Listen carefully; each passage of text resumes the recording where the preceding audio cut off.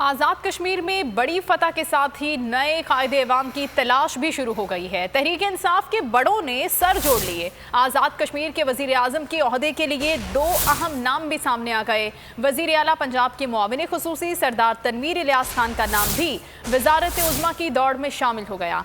पाकिस्तान तहरीक इंसाफ आज़ाद कश्मीर के सदर बैरिस्टर सुल्तान महमूद चौधरी भी वज़ारत उज़्मा के अहम उम्मीदवार के तौर पर सामने आ गए।